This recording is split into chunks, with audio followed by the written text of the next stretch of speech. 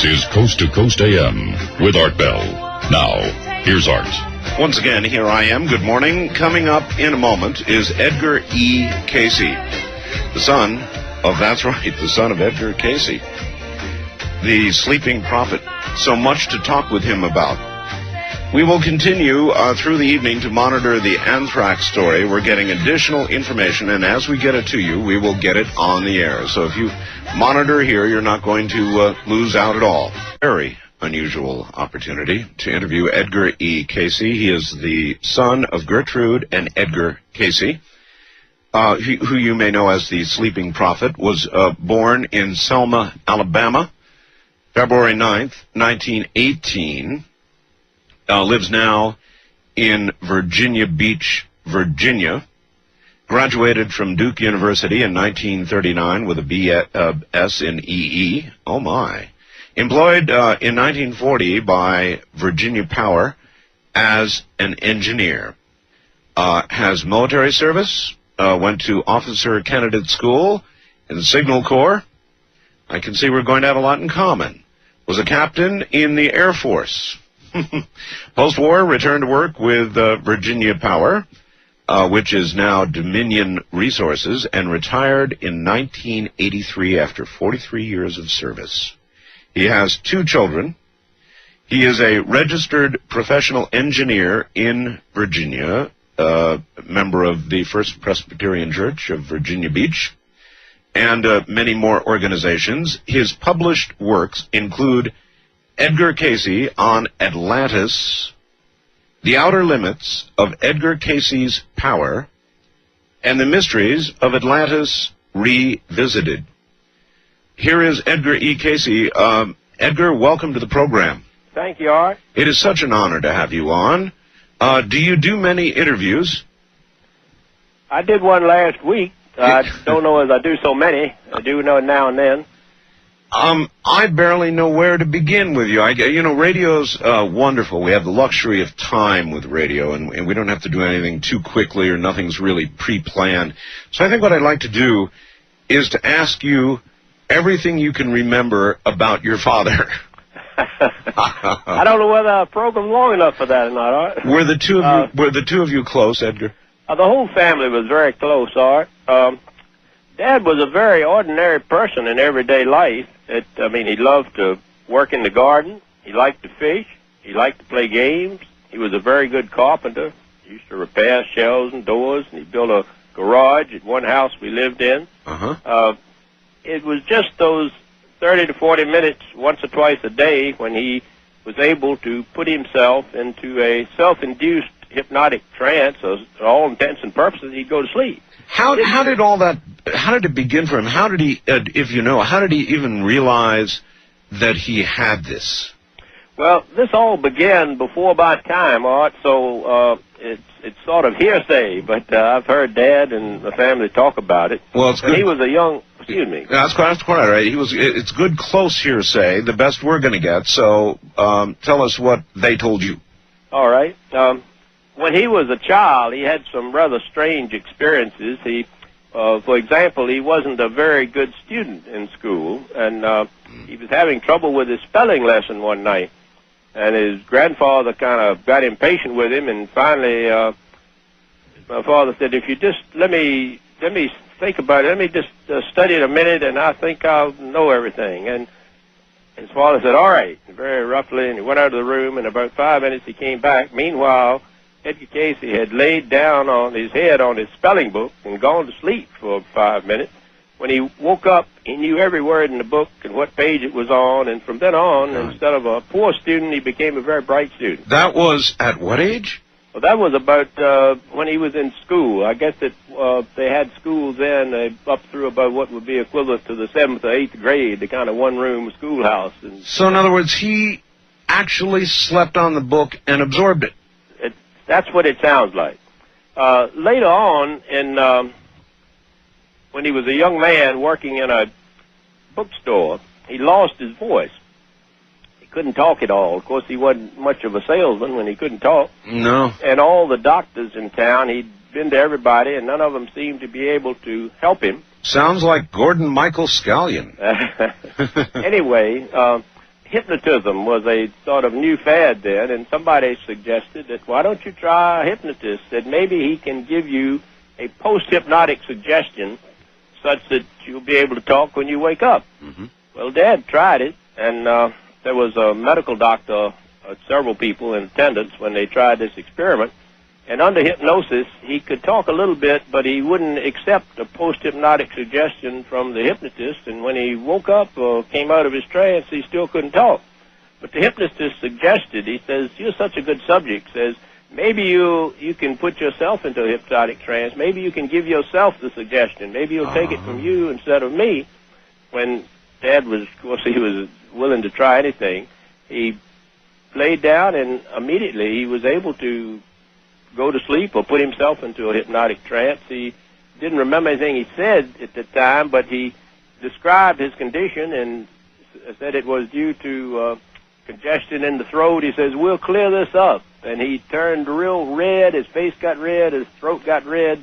He coughed up a little blood and woke up, and he could talk. As far as I know, that was the first reading, the one on himself. And, of course, the doctor, there was an MD there, Dr. Ketchum, who said, well, Edgar, if you can do this for yourself, maybe you can do this for some of my patients. Well, Dad was always willing to try to help anyone he could, and he tried giving readings for other people, and he was very successful, some very accurate readings, and that's how he developed, as I understand it, this ability. About what year would all that have been? Well, this was way before my time. Is when he was about 20 years old. It was back in the late 1800s in Kentucky.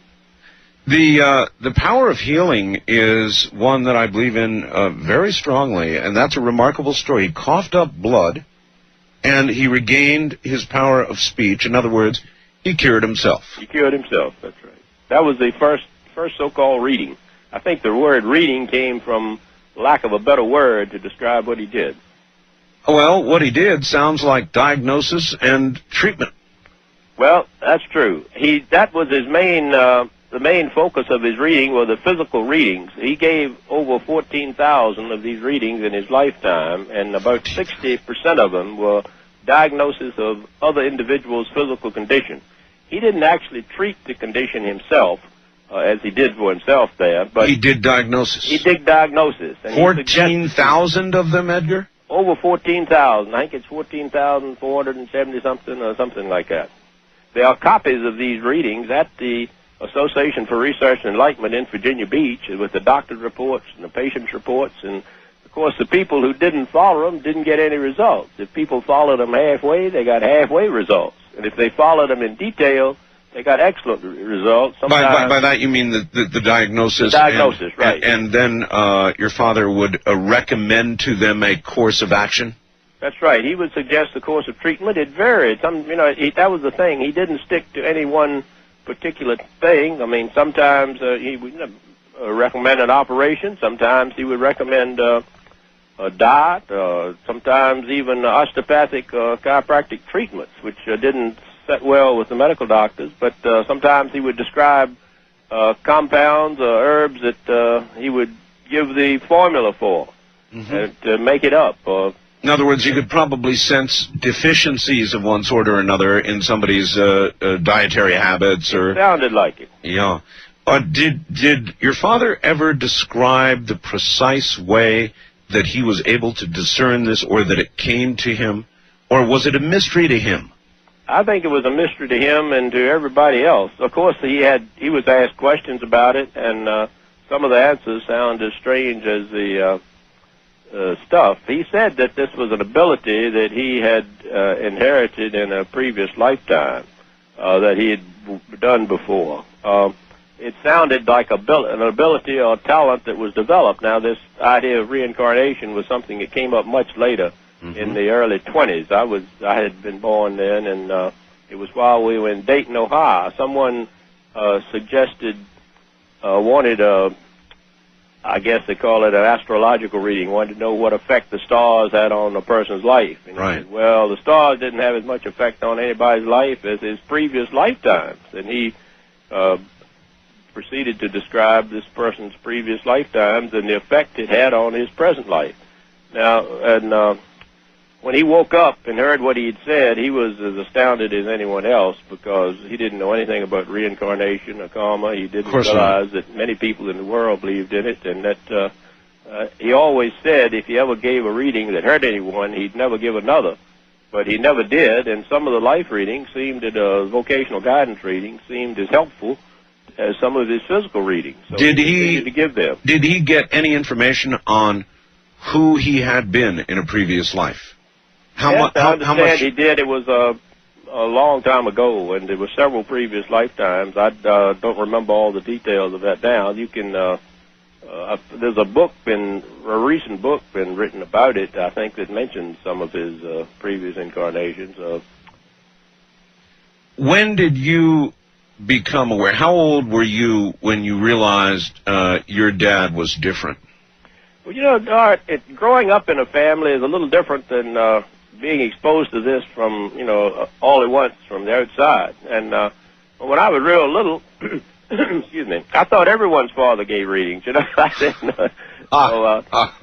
but I guess the first real vivid experience I had with it was a reading on myself. I was about 7 or 8 years old. We'd just moved to Virginia Beach, and I was standing in front of a fireplace in a pair of flannel pajamas. And a spark popped out and set those flannel pajamas on fire, and they burned up just real quickly. And my mother was coming down the stairs with a shirt and grabbed me and wrapped the shirt around the pajamas and put out the fire. But it burned my left leg very badly. I was out of school about 4 or 5 months, and the doctor never looked at it. I asked Dad to please give me a reading. He did immediately and described what to do for it. And what did you do for it? Well, it was always a number of things. There were fluids to wash it with. I think it was ungantine at that time was one of the for that preparation to put on it for a very severe burn. And as it began to heal later, the skin grew across so I couldn't straighten out my leg. And then he told me what to rub on it, what to do to straighten it out. Wow. It did straighten out. I played football, basketball, baseball in high school and college, and it doesn't bother me at all. He even gave me something to remove the scar, and I rubbed it on for a while, and then I decided I couldn't see it, and I didn't really care about it, and I quit doing it. So I still have a scar on the back of my leg, about half as big as the original one, from my ankle to my butt. But, okay, well, you regarded this then as a normal thing. But at some point in your life, you had to realize Dad's a little bit different than everybody else. Oh, there's no question about it. And I was one of the things that got me into writing the first book. I'd had a life reading also that, now not every life reading he gave described or mentioned Atlantis. Of the 14,000 readings he gave, about 2,500 of them are the so-called vocational guidance readings or life readings. About 700 of them, maybe almost a third, did mention past incarnations of people in Atlantis. Well, Atlantis was just a myth. It is to many people still. There isn't any proof that it ever existed. Of course, there's no proof that it never existed either. So I thought I could go down there to the association. We have copies of all these readings in the files at Virginia Beach. At that time, they were on microfilm, and had just been put on to preserve them. When the Dad gave a reading, a copy was given to the patient, and a copy was kept on file. I said I could go down there and maybe look up all the life readings on Atlantis and find some proof that it either existed or didn't exist. At that time, I didn't care which way. I just wanted to know the answer. Sure. So I said, well, I could probably do this in a few weeks, and that was a very naive idea. After about a year later, I had read every life reading on Atlantis that I could lay my hands on, and the amazing thing about it was some of these readings given 20 years apart never, they didn't contradict each other.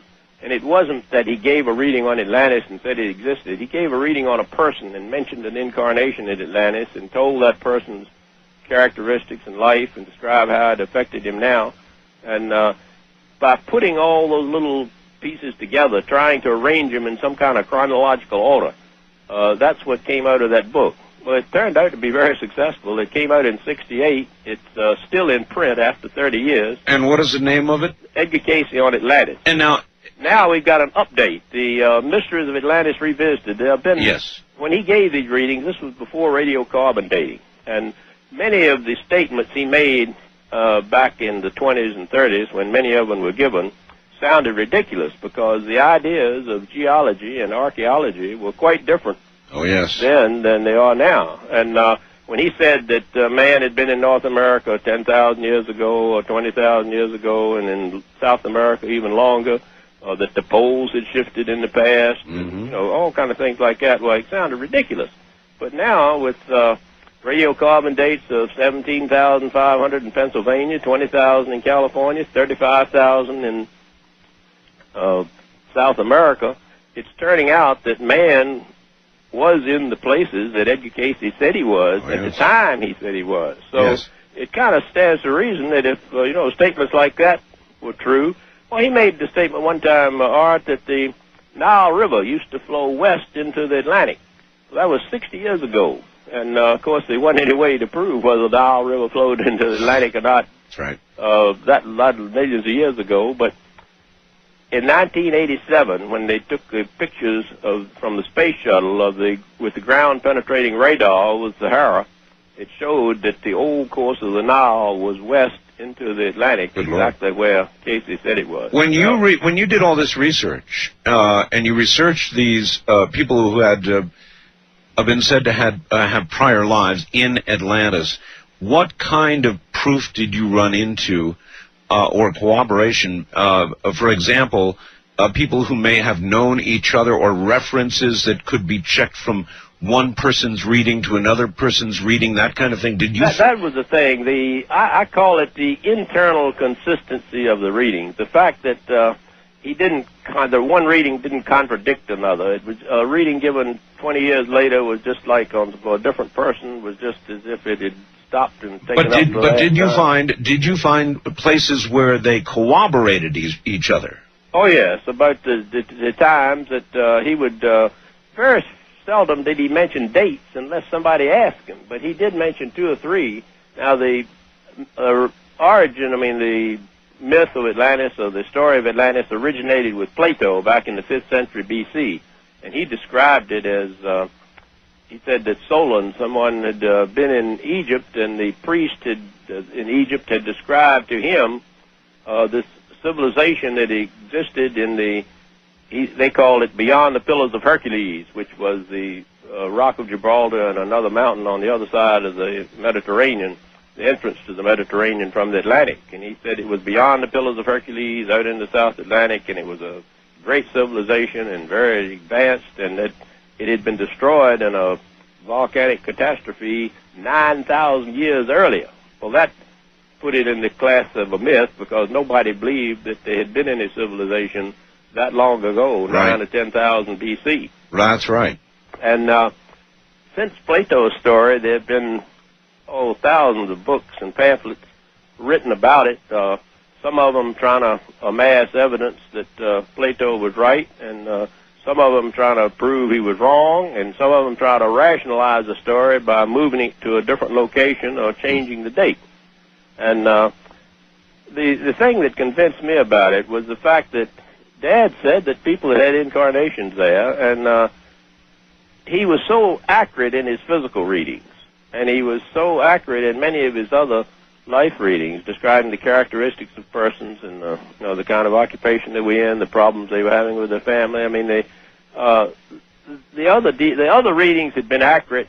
The things he said in the other readings about geological and archaeological events of the past. That kind of came later, didn't it? That came later, right? But he has been so accurate in that. Why, maybe there's some truth in this Atlantis story. Maybe there is. I think that your father suggested there would be something called the Hall of Records found beneath the left paw of the Sphinx. Is that correct? That was mentioned in a reading, right? When your father went under, he was called the Sleeping Prophet, but from what you've told me, it sounds more like he was the self-hypnotized prophet who would go into a sort of a hypnotic trance.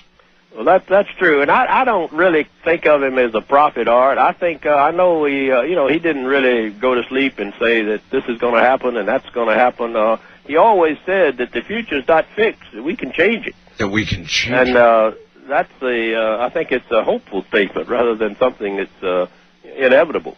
But he did mention these things that had happened in the past, and when the scientific evidence turns up for a pole shift in the past, when scientific turns up evidence for climatic changes in the past at the times he said they were, and men being in the earth at the times he said they were, and the fact that man had been in the earth instead of a few 100,000 years, millions of years. Mr. Cayce, we're going through all these things now. We're at a break point, so hold on, relax. You've got a good 10 minutes. We'll be right back to you. Edgar E.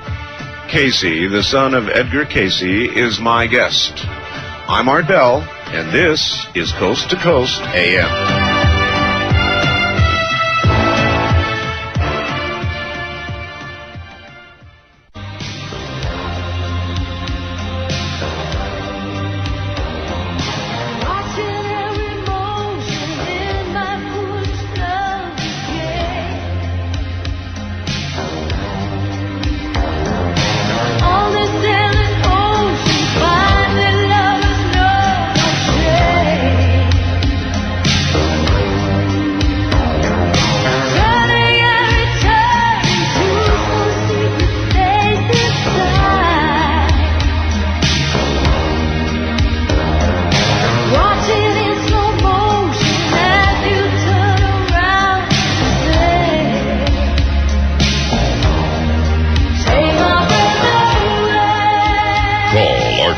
In the Kingdom of Nye on the wild card line at area code 702-727-1295.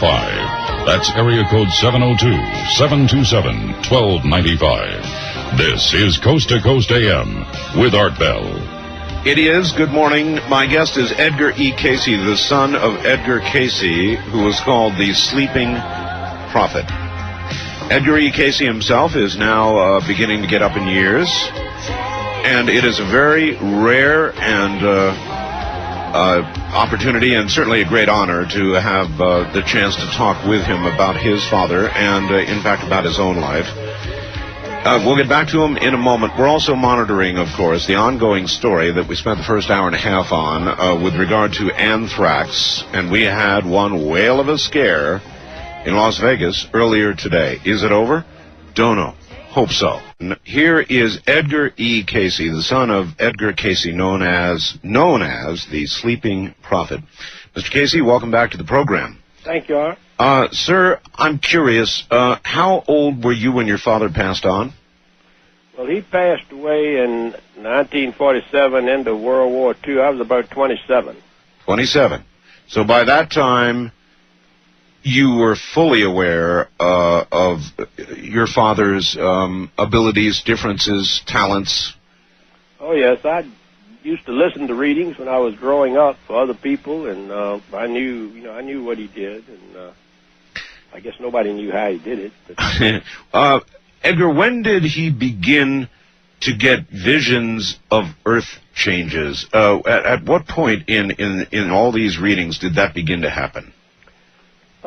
Actually, I think it came over a period of time. I say he didn't really make a lot of prophecies, but he made statements in readings all the way from the early 20s on up till the time he died. And so some of these statements were years apart.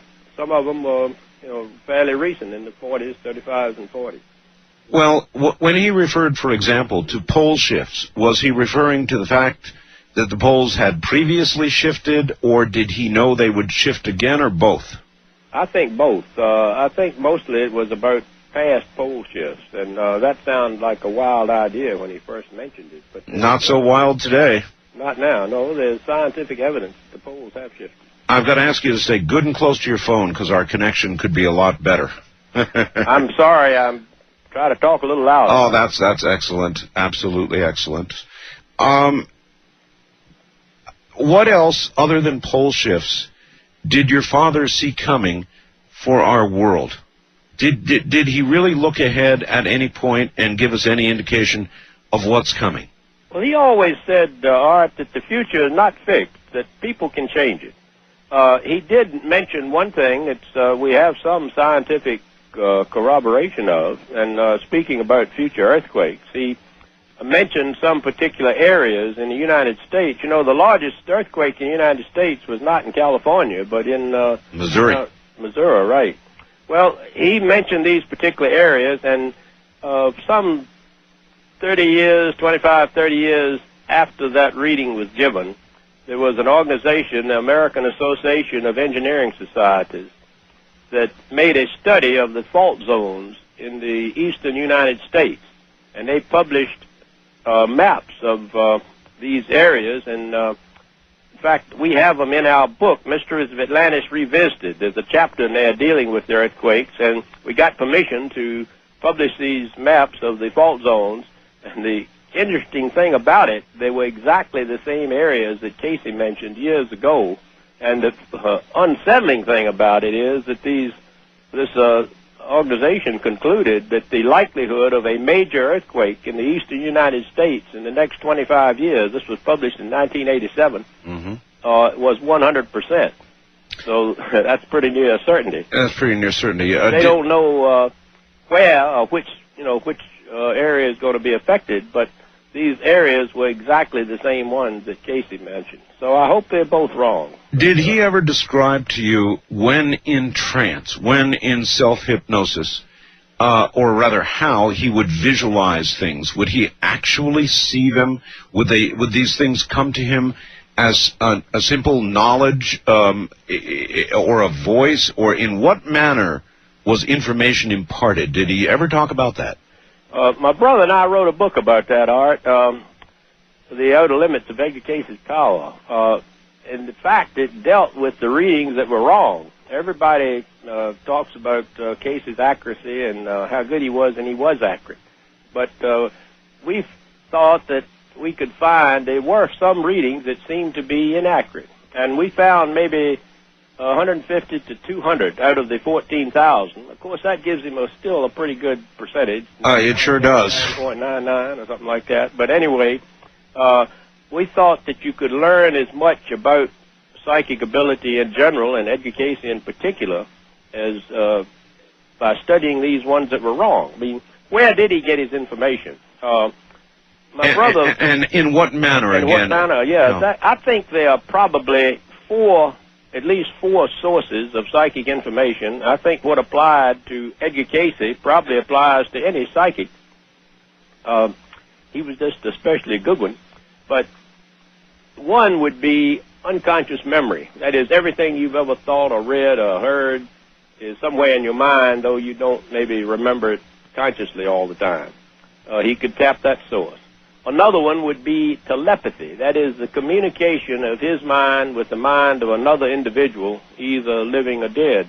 And either in close proximity or on the other side of the world. That's right. Of course, you would only know in that case what that other person knew. If you were trying to diagnose someone, I suppose unconsciously or subconsciously, that person, all the reactions in the body of the person he's diagnosing, if subconsciously that person knows what's wrong with him, maybe he doesn't consciously know, but all the reactions are there, and if you could communicate with his mind, subconscious mind, you could give a beautiful diagnosis of what his trouble was. Mr. Cayce, there are many who might suggest what your father did is the ancient equivalent of what's now known as remote viewing. Well, that's another source that would be that, clairvoyance. That is, seeing things at a distance. Not in every reading, but in some readings, he would say, well, there's a beautiful rooster, this man has a beautiful rooster in his yard. Or he's looking at a rose bush, or he's arguing with his wife. That's very... an accident outside. And very specific. In every case, we never found him to be wrong in a case like that. We always would try to call up the person or write the person and say, you know, do you have a red rooster, or were you arguing with your wife, or you know, what were you doing at the time? And we never knew him to be wrong in a case like that. Then might I suggest to you then that you mentioned when he was wrong, the few times, percentage-wise, that he was wrong. He said himself that not all that he saw would necessarily come true. In other words, we are not bound in some horrible little dance of what the future is going to be inevitably. Right. Let me give you an example of that. That brings us to the fourth source. There's two ways of looking at this source. Some people think there's such a thing as the Akashic records. That is, that everything that happens in the world leaves a record in time and space. And if you could tap this source of information, you'd have great infinite knowledge. Yes. Another way of looking at it is to think of it that we live in a third-dimensional world. For example, if you take a point and move it in a direction not contained within itself, you get a line. That's one direction, one dimension. It's infinitely long, but it has no width. Yes, sir. Move the line at right angles to itself, you get a plane, two-dimensional. It has no thickness, but it's infinitely long and wide. You move the plane at right angles to itself, you get a cube, three-dimensional world. That's the kind we live in. Right. Suppose you could move that at right angles to itself, a direction not contained within itself. We can't conceive of that. You would then be moving in another realm or dimension. Well, suppose we moved it in time, in space. Suppose it existed yesterday, today, and tomorrow, and that we're only conscious of the present. If Dad could somehow move into this other dimension, let me give you an example. Suppose we have a plane, a two-dimensional plane, has no thickness, but it's infinitely long and wide, and we have a two-dimensional bug crawling in this plane in a little sine wave pattern, and he has a free will, he has a memory. He remembers where he was, he knows where he is, he knows nothing about the future. You're sitting up here looking down on this plane. You see where he's been, you see where he is, you see everything that could possibly happen to him in the future, and you see it all at once. Now, he could never understand how you could see his past and present and future all at once, because he has no concept of this third dimension, height. But if he has a free will, you could look at him and say, well, now, if you continue in the way you're going, at 3 o'clock tomorrow, you'll be right over there, and you'd be right. But since he has a free will, he could decide to go off in another direction, to change his sine wave pattern and go somewhere else. You could see everything that could happen to him and what would be most probable, but you couldn't be sure what he was going to do. Well, I sure hope your father was right. Well, I hope so, too. Well, this way, if the past and present and future all exist at once, and the future exists as probabilities, and he could see what was likely to happen, but he couldn't be sure because it is said it depends on what people do. And, of course, it's a little more complicated with millions of people than with one little bug, but you get the idea. I do. Also, it was said that your father, when he would go into trance, when he'd come out of trance, out of a particularly difficult viewing, and that this became worse as the years went on, it would drain him physically, make him weak. Well, what happened, Art, normally he would give 1 or 2 readings a day. That is, it took a certain amount out of it. It wasn't exactly like physical exercise, but I suppose it was a mental strain in a way. And when he became popular, when the book There's a River came out, and he became popular overnight, people began to call him in the middle of the night, kind of like this conversation, but they would say, my wife is dying, my daughter's dying, doctors can't help her, can't you do something for her? Please give her a reading. And he got hundreds of those requests. He had to have the phone number, get an unlisted number. They brought the mail there in trucks. And he couldn't not help people. He felt like it's something he had to do. Instead of giving 1 or 2 readings a day, he started giving 4, 5, 6, 8, 10. I mean, it was too much of a strain. In fact, he had a breakdown, and he had a reading on himself, and it just said that you're trying to do too much. If you continue to do this, it'll kill you. And he continued to do it. It killed him. He was, I'm sorry, how old was he at his death? 67, I believe. 67. That's actually fairly long-lived for those times. Right. Not a bad age. What is your current age, sir? I had my 80th birthday last week. You're 80 years old. How about that? Oh, congratulations. Oh, that's really something. Your father obviously passed on to you some good things and some strong genes. Well, I hope so for a while. Did he pass on to you anything else? Well, of course, I had life readings. I don't talk about my personal readings, but I think they were very accurate. They've helped me.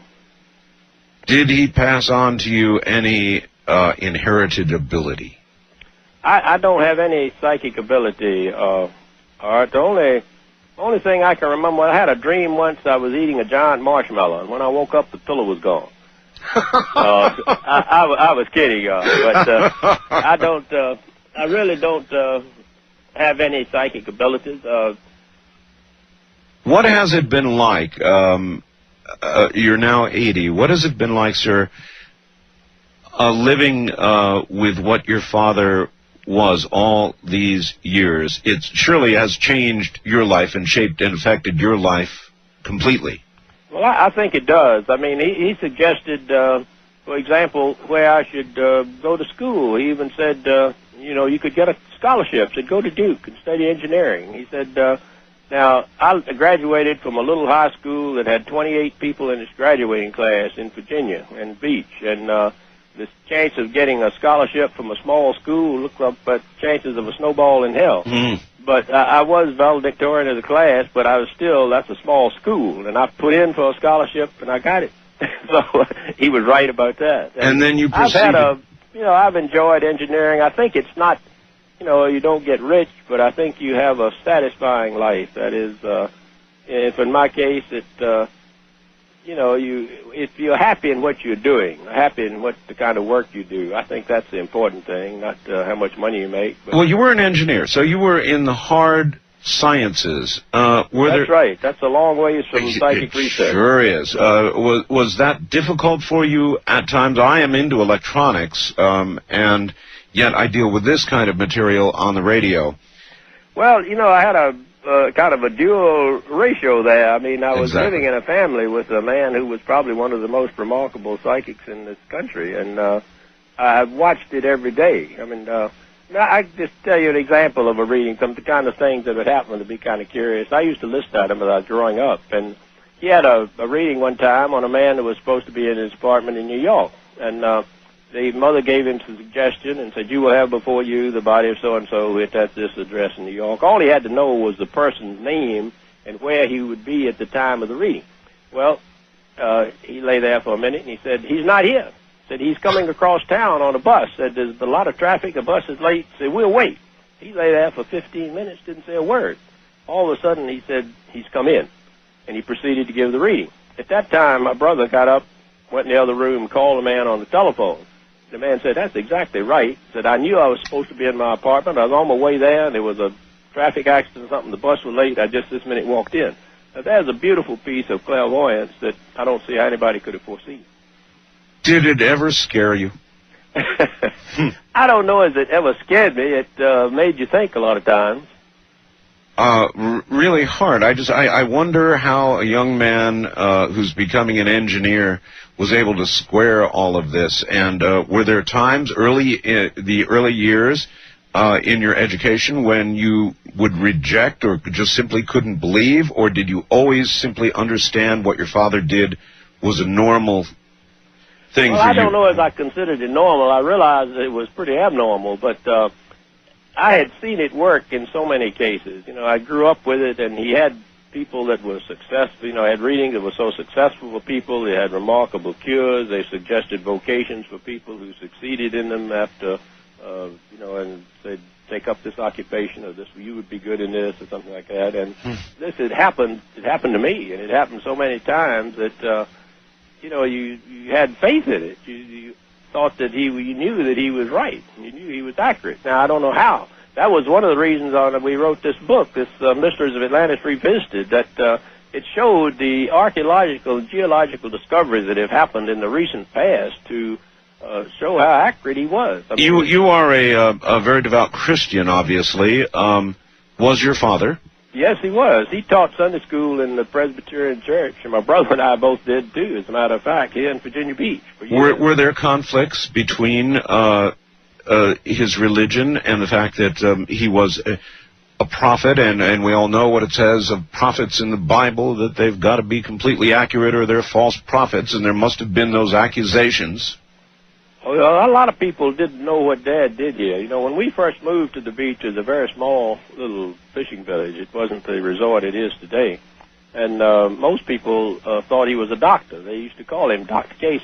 And they really didn't know what he did. And he was a very normal person in everyday life. And most of the people, except someone who had had a reading, well, they knew him as in everyday life. They knew what a good carpenter he was, what a good gardener he was, and knew what a nice person he was. And he devoted his life to helping people. Mr. Cayce, we're at the bottom of the hour. We'll do just 30 more minutes, and I'd like to open the lines and let some of my audience ask you questions, if that'd be all right. Certainly. There is a number that people can call that... Okay, hold on to that. We'll get it on right after the bottom of the hour. Edgar E. Cayce is my guest. This is Coast to Coast AM.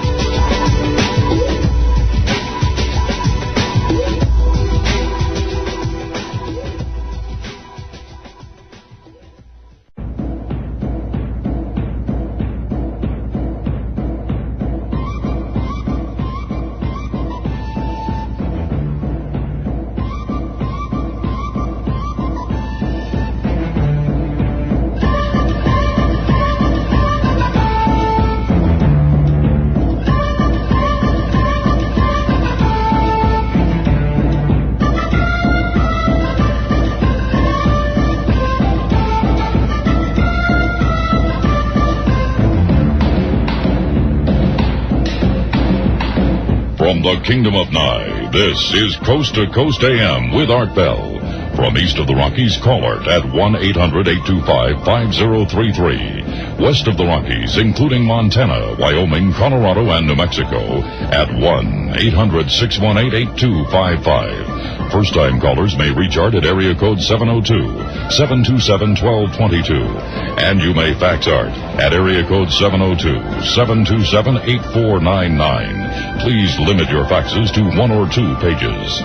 This is Coast to Coast AM with Art Bell. Now again, here's Art. Once again, here I am. My guest is Edgar E. Cayce, the son of Edgar Cayce, known as the Sleeping Prophet. Mr. Cayce is 80 years of age. This is a very rare opportunity for you to ask a question. If you have one, you know the phone numbers. Here we are. We'll get back to them in a moment. Once again, Edgar E. Cayce. Mr. Cayce, of your father, how much is currently today myth versus what really happened? I guess it's a lot of books have been written about him, Art. Probably the best one is There's a River by Tom Shagrew, who was my brother's roommate in college. That's an account of how he started his work. And Tom, in fact, I helped carry Tom upstairs when he had gone from 180 pounds down to about 90, and the doctors told him to go somewhere and die. There wasn't anything they could do for him. He was paralyzed from his neck down. He couldn't move a finger. And he followed the treatments and the readings Dad gave, and he wrote the book when he got well. He never got so he could walk without crutches, but he did get up to the point he could go back to his job with the American Magazine and Herald Tribune newspaper. So would you say the majority of what we know, or what we can certainly read in that book, is accurate, not myth? Well, I guess it depends on who you read, what you read. The fact that he was a prophet, I think, is a little exaggerated. I know he did say some things about the future that, and about the past that have certainly been proven accurate. Well, one of the things he said was that there would be a Hall of Records found beneath the left paw of the Sphinx. Now, I interviewed the director of Antiquities, Zahia Was, not long ago, and he answered in his normal, a very boisterous Egyptian accented voice. There has never been one grain of sand found here to show that there is anything that would relate to Atlantis, and that's what he said. But on the other hand, Mr. Cayce, there are radar records, ground-penetrating radar now, showing that there are chambers beneath the Sphinx. There are records showing that there are certainly anomalies. Whether they are chambers or not hasn't been proven. You know, getting permission to dig beneath the Sphinx is kind of like going to Washington and said, I'd like to dig a hole under the Jefferson Memorial or the Lincoln Memorial or the Washington Monument. Very much like that, yes. It's, you know, it's the national treasures. You can't just go over there and dig where you want to. Maybe they just haven't dug deep enough. There are some interesting things. I don't know whether Zahi was mentioned this or not. In fact, it upset a lot of the archaeologists. But Professor Schock he was a Yale-trained geologist. His specialty was rock weathering. And he went over to Egypt and looked at the base of the Sphinx. And he said that the weathering was definitely water weathering. It was not wind and sand weathering. That's correct. He was a person that would know, and he presented his findings at a geological convention in California. As a matter of fact, there have been sea incrustations removed from the rear side of the Sphinx, sir. Well, I know that the weathering there was, he says that it's water, and if it was, that means the Sphinx is much older than they thought. In fact, the work that the ARE did and sponsored in carbon dating the pyramids, of course you can't carbon date stone, but you can carbon date fiber or bugs or any kind of plant that's gotten in the mortar. And the interesting thing about it was they wouldn't let us take any samples from inside the Great Pyramid, but they did let us take stuff from the outside. Well, it turned out that the pyramid was several hundred years older than they thought, which means that the pharaoh they thought built it didn't, or else he lived a lot earlier than they think. And that really upset the Egyptologists. In fact, the blocks at the top turned out to be 300 or 400 years older than the ones at the bottom. Well, now, you know, it wasn't built from the top down, so that would indicate that probably were repairs made to it. And if that was true, then it must be much older than they think it is. Boy, would I like to have you in the same room as Zahi was. All right, let's go to the phones and say, first-time caller line, you're on the air with Edgar Cayce. Good morning. Good morning. Hello. Hi. My name is Martha. Where are you, Martha? In Kentucky. I'm really glad to talk to you, Mr. Bell, because I listen to your show all the time, and it's really great. Thank you. In fact, I've sent you a few messages. Yeah. All right. Do you have a question for Mr. Cayce? Yes, I would like to talk to Mr. Cayce. I got to know the ARE when my sister had psoriasis really bad, and nobody could fix it. And, of course, every doctor has, 10 different reasons why you would have psoriasis. Sure. And I'm a registered nurse, so I went to the ARE to get help for her. And, in fact, she was healed. And Edgar Cayce had these things that he said you should do for psoriasis, and it got better. So then a lot of, Mr. Cayce, a lot of the things that your father said as he took readings then later applied to other people in some way, in some Yes, other people. That psoriasis, Martha, that psoriasis is a good example. In fact, there's a doctor up in Pennsylvania, I believe, that has treated a number of people by putting together a lot of the readings that Edgar Cayce gave on people with psoriasis and making up a sort of regimen of treatment. And he's had great success in, as you say, curing people who have psoriasis. There was you told us there was a phone number that you had that people could call. There is an 800 number. If anybody's interested in knowing more about the readings, the Association for Research and Enlightenment in Virginia Beach does have a record of them. The number is 1-800-333-4499. And they can either call that number or they can write the association or the Edgar Cayce Foundation at 67th and Atlantic Avenue, Virginia Beach, 23451. Will the Cayce Foundation continue? I'd like to think so. There is an organization that probably has 30,000 members in the United States and many members overseas in other countries, and the purpose is to preserve the records that Edgar Cayce gave and make them available for study. And one thing that, as you pointed out, as Martha pointed out, one thing that can be done is people can come there and look at it and see if there are any suggested treatments for ailments similar to what they have. that might be useful in their case. Of course, most of these readings were for individuals, and what might apply to one person might not apply to another. Did your father tackle diseases that were in fatal final stages, cancers, heart problems, that sort of thing? Sometimes he would say, that there's nothing that can be done for this person. That, he would. All gone. He would. He would say, he would virtually tell people they were going to die. Yes, and that just, you could suggest ways to make them comfortable, but he said that, there's nothing, it's too late.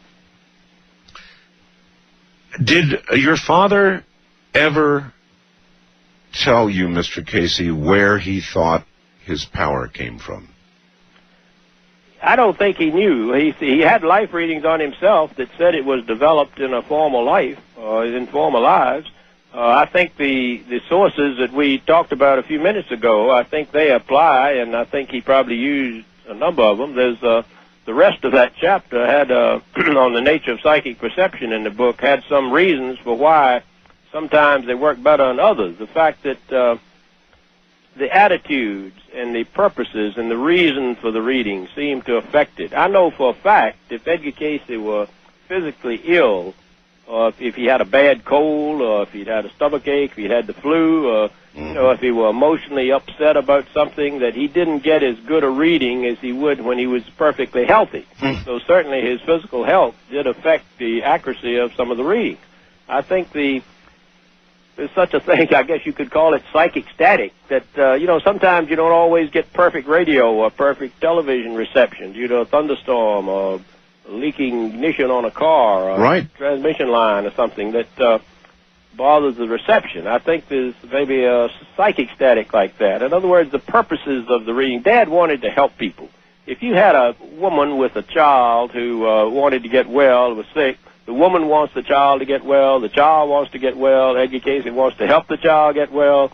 Usually there's a sort of empathy between them that is conducive to a very good reading. And, sometimes if somebody comes up and says, well, I'm looking for an oil well or a gold mine, and I'll give you a little bit of it if, we find it, what's their purpose? It's a selfish purpose. They're not trying to help themselves. I was just about to ask you about that, whether he had been approached in that manner, whether people, whether he in fact even used what he had to, at times, enrich himself. I don't think he tried to enrich himself. He didn't. In fact, when in the story that, again, it happened before my time, but in Kentucky, he would be asked questions in some of the physical readings. Somebody at the end of the reading would say, well, now, who's going to win this horse race? Or what's going to happen to the stock market? And he would answer, much to the person's profit. But when he woke up, he wouldn't feel well. He would have headaches. He would feel noises. He just realized that something was wrong, and he couldn't figure out what it was. And when he found out what was happening, he got very mad. He packed up and moved his family from Hopkinsville to Selma, Alabama, where I was born, and just opened a photographic studio, quit giving readings. So over that exact issue. Exact issue. And when my brother was burned with some flashlight powder, he began giving readings again. He gave a reading on him, and it was remarkable.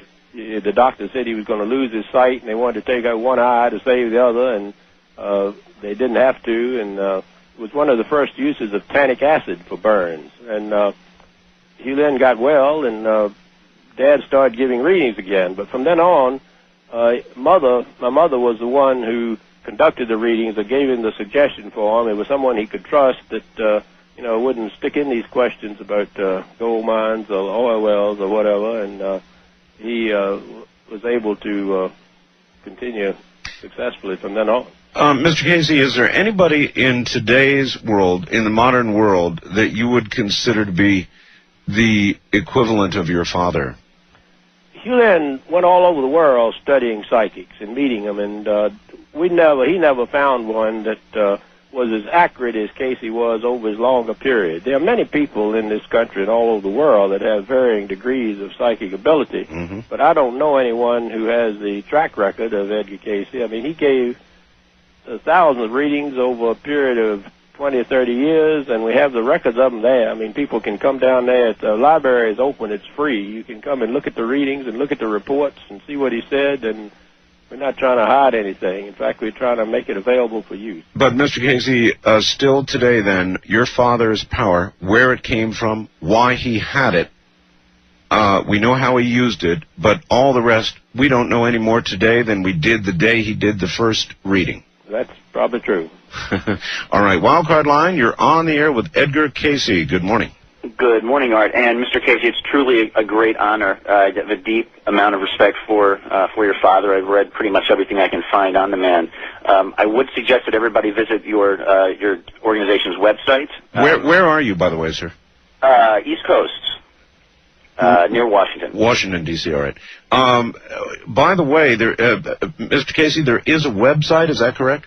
I believe he is. I don't have the email address of it now. Okay, well, I think my caller does. Caller? It's www.are-cayce,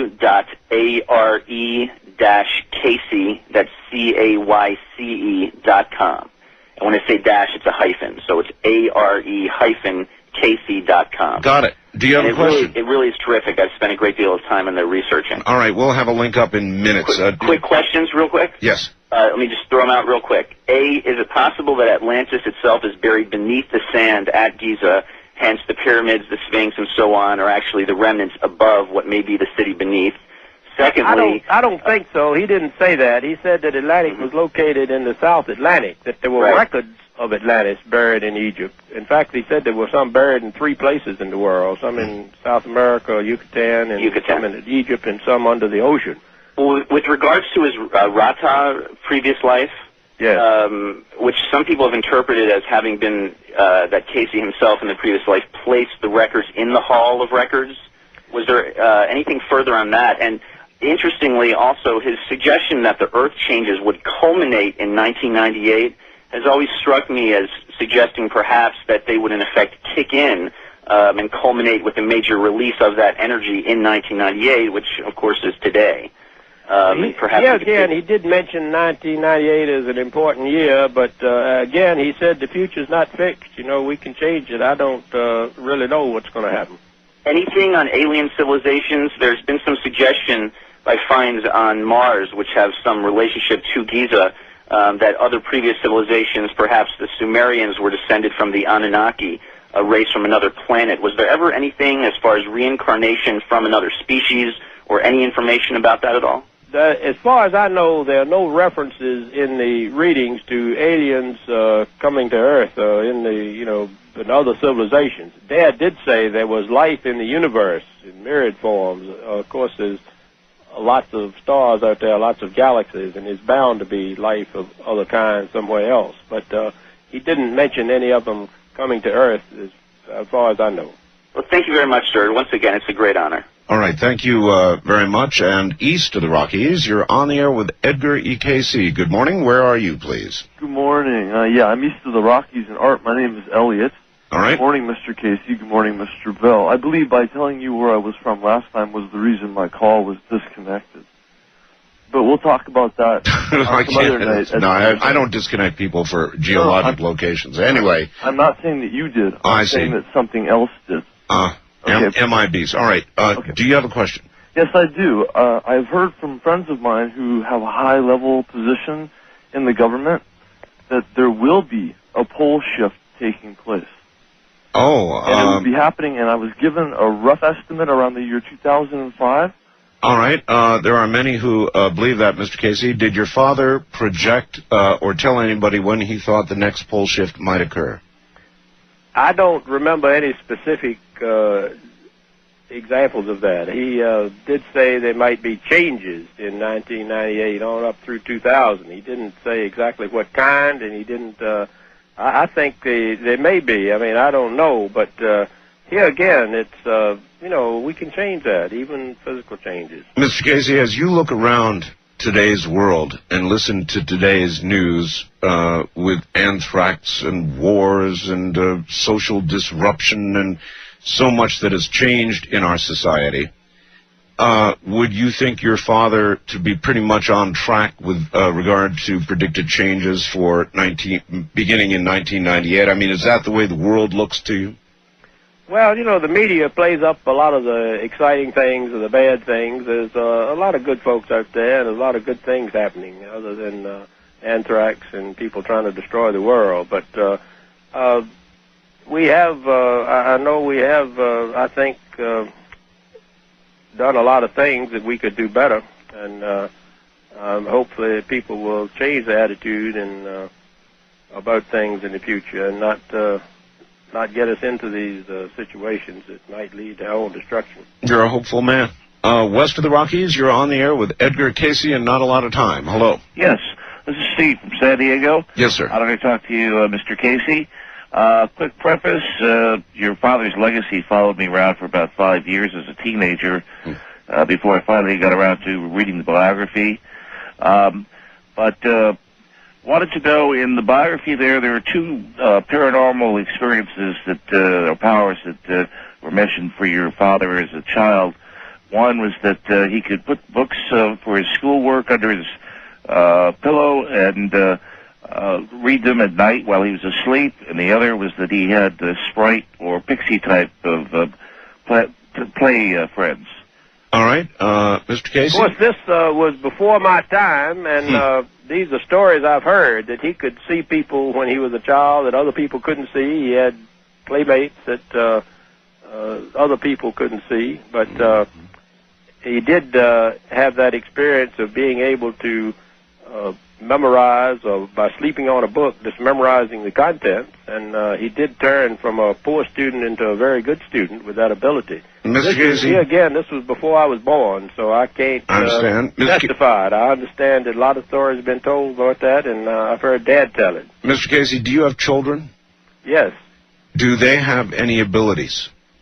As far as I know, they do not. They have some good abilities, but they're not psychic. I understand. Most of them, my son graduated from Duke as an electrical engineer. My daughter graduated from Ohio State in psychology, a major in BS in psychology. Boy, what a pleasure it has been to have you on the program. I know it's getting mighty late back there. Well, I guess, boy, it's getting mighty early. It's about 5 minutes to 4 here. All right, Mr. Cayce, I'm going to say thank you, and I hope one day I'll have an opportunity to interview you again. You're a class act. Thank you, sir. Well, thank you, Art, and I hope you got a copy of my book. And I did. I surely did. Well, I hope you get the chance to read it sometime and enjoy it, and I've enjoyed being on your program. Thank you for having me. Good night, Mr. Cayce. Good night. That's Edgar E. Cayce. From the high desert, this is Coast to Coast AM.